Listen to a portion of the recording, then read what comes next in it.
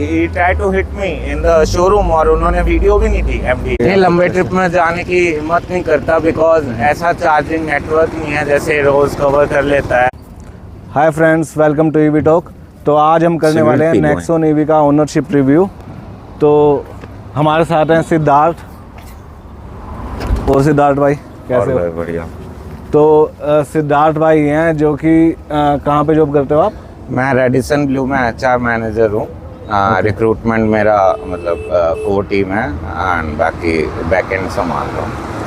तो आपने ये गाड़ी कितने टाइम पहले परचेज की थी? मेरे को ये ऑलमोस्ट अब 2 साल हो जाएंगे। इस 17 जनवरी 2026 को मैंने 17 जनवरी 2024 को खरीदी थी। ये 40 किलोवाट आवर है और ऑलमोस्ट मैंने पौने 23 या मतलब ऑलमोस्ट 23 लाख इस पर स्पेंड किए हैं क्योंकि उस टाइम सब्सिडीज़ नहीं थी हरियाणा में। और I spent on top model because इसमें सारी टेक्नोलॉजी एंड सब कुछ almost everything is there in this car. तो 2 साल पहले तो मतलब कि ईवी लोग लेने से पहले थोड़ा सा सोचते थे, तो आपके मन में ऐसा क्या आया? मेरे मन में ऐसा आया कि मेरे को रेंज एंजाइटी नहीं थी, मेरे को लोकल ट्रैवल करना था। मेरे को बस ये है कि भाई अपना शाम को निकले तो अपना 100-150 किलोमीटर अपना मतलब वो पावर चाहिए थी जो आपको 5 सीरीज में नहीं मिलेगी मगर इसमें मिलेगी बिकॉज उसमें 320 है, इसमें 370 है। तो दैट्स व्हाई आई यूज मतलब आई ओन पोलो इन 2009 बिकॉज उस टाइम डीजल 28 था और अब 90 पार है। तो उस टाइम मैंने डीजल ओन की मगर अब मैं इलेक्ट्रिक पे हूँ और मेरे घर पे सोलर पैनल है तो मेरी फ्री में चार्ज होती है और मैं फ्री में रोज़ ऐसे ही 100 किलोमीटर घुमाता हूँ। तो अब तक का एक्सपीरियंस कैसा रहा आपका गाड़ी का? और अभी तक का गाड़ी का तो एक्सपीरियंस अच्छा रहा है मगर टाटा मोटर्स की सर्विसिंग और ये सब इश्यूज इतने ज़्यादा हैं कि मतलब 2009 में टाटा मोटर्स के पास फिएट की डीलरशिप थी जब मैंने पुंटो खरीदी थी, तब भी उनका स्टाफ वैसे ही बिहेव करता था और आज 23 लाख खर्चने के बाद भी वैसा ही बिहेव करता है।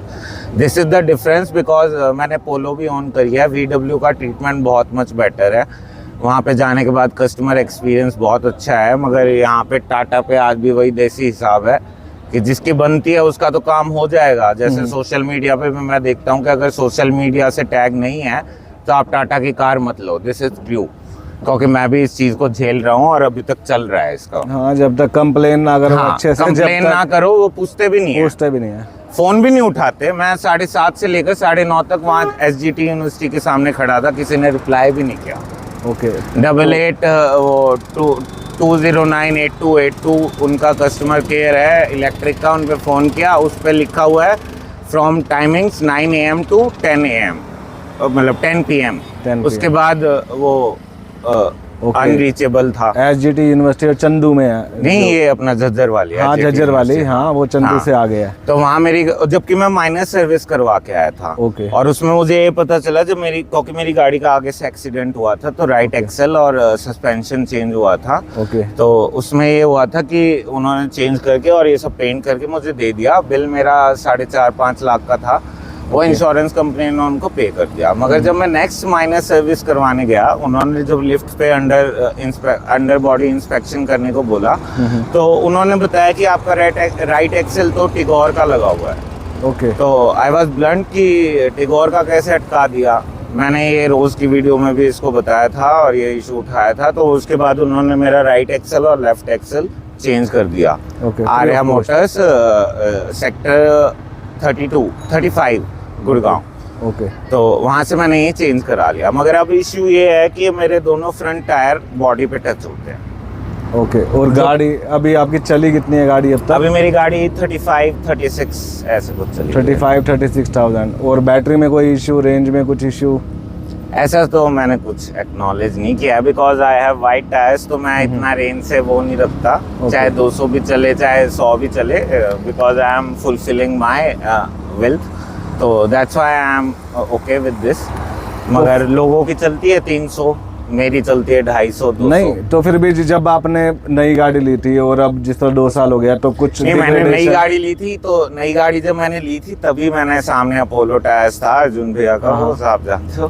तो आई गॉट मतलब वहाँ से निकली और एलॉयज। तो मैंने डिग्रेडेशन कभी वो फेस नहीं किया कि 16 इंचेस में ही कितनी चलती है। नहीं, तो डिग्रेडेशन कुछ हुआ मतलब डिग्रेडेशन मैं इसलिए नहीं बता सकता आपको क्योंकि जेड कनेक्ट में मेरा जो नंबर था जब मैंने गाड़ी खरीदी तो उसमें किसी और का नंबर जेड कनेक्ट पे था। इसकी कंप्लेन मेरी अभी 2 साल हो गए चल रही है, मगर मुझे नहीं पता क्योंकि वो नंबर डालता हूँ मैं तो उस पर ईमेल आईडी मेरी ऑलरेडी रजिस्टर दिखाती है, जिसके लिए मैंने आशीष अरोड़ा को कांटेक्ट किया है, जो व्हाट्सएप पे ईवी ग्रुप का एनसीआर दिल्ली में मतलब एडमिनिस्ट्रेटर है। तो उसको मैंने बोला है तो he is taking care of my case. बाकी मुझे अभी जेड कनेक्ट की मैंने फैसिलिटीज वो नहीं की है। और कभी और यही इसलिए मैं राज मोटर्स को कन्फ्रंट करता हूँ कि अगर मैंने नई गाड़ी खरीदी है तो पहले मेरा नंबर कैसे रजिस्टर्ड है, पहले मेरी ईमेल आईडी कैसे रजिस्टर्ड है। ओके, तो आपको कभी मतलब कि पैरामीटर्स तो प्रोवाइड ही नहीं कराते? नहीं, उसके बाद तो बहुत सारे केस हुए। रोज के चैनल पे है, सचिन रोज पे, उस पर मैंने बताया है कि उन्होंने मेरे को मुक्का मारने की कोशिश की, जिसकी एफआईआर भी है। या he try to hit me in the showroom, और उन्होंने वीडियो भी नहीं दी एमडी ने। और अब मैं वहाँ पे शोरूम पे अभी परसों गया था क्योंकि बिकॉज ऑफ मैंने आगे का काम कराया तो मुझे बम्पर की सेटिंग करानी थी। गार्ड डिनाइड कि आपकी एंट्री बैन है। मैंने कहा क्यों? कहता है एमडी सर ने मना कर रखी है। मैंने कहा क्यों? कहता है उस दिन एक वो सेल्स में मैम आई थी जिसको आपने कहा कि आप गुड़गांव से ले लो, वहां से अच्छा रहेगा। इस वजह से मेरी एंट्री बैन कर दी गई राज मोटर्स रोहतक में। ओके, तो आई कॉल्ड कस्टमर केयर कि ऐसे कैसे बैन कर देते हैं, मेरे को इमरजेंसी है। तो उन्होंने काम तो करा दिया मगर उन्होंने शोरूम के अंदर नहीं घुसने दिया। साइड में पार्किंग थी, वहाँ पे मेरा काम कराया और बोला आगे से सर मत आप। जबकि मैंने 23 लाख उन पे ना डिस्काउंट मांगा ना ये देखा चार्जर है कि नहीं, वो सब बाद में। पीडीआई का तो मौका ही नहीं था। 12 बजे रात को हम शोरूम पहुंचे थे पंचकुला पे। ओके, और ड्राइवर छोड़ के चला गया बिकॉज मैंने उसको 500 रुपये नहीं दिए।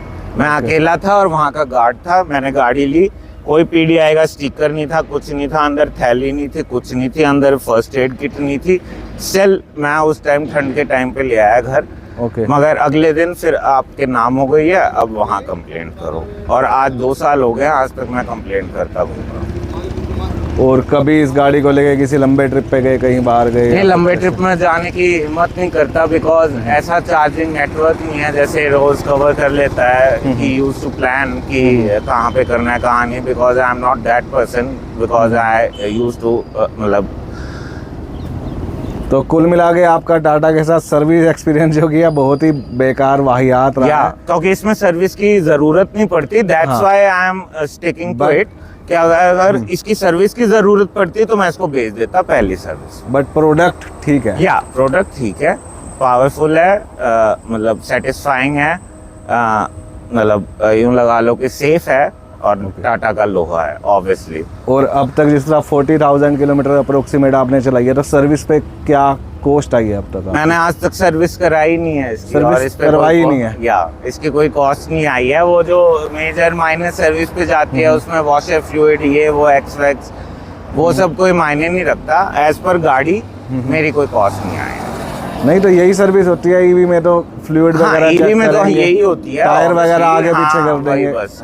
तो ये हम खुद कर लेते हैं, इसमें कोई ऐसा वो नहीं है। मैं उनको फोन कर देता हूँ ओके कि भाई डन इट, तो वो वहाँ से टिक लगा देते हैं ताकि वारंटी चलती रहे बिकॉज दैट्स कंपल्सरी। अच्छा, otherwise I am maintaining that. चलो भाई, बहुत बहुत धन्यवाद आपका एक्सपीरियंस शेयर करने के लिए। ठीक है गाइस, वीडियो अच्छी लगी हो तो प्लीज़ वीडियो को लाइक कर देना और चैनल को सब्सक्राइब कर देना। सर्विस एक्सपीरियंस कैसा रहेगा, तो इनका भी सर्विस एक्सपीरियंस काफ़ी बेस्ट रहा है। तो मिलते हैं आपसे नेक्स्ट वीडियो में। अच्छा।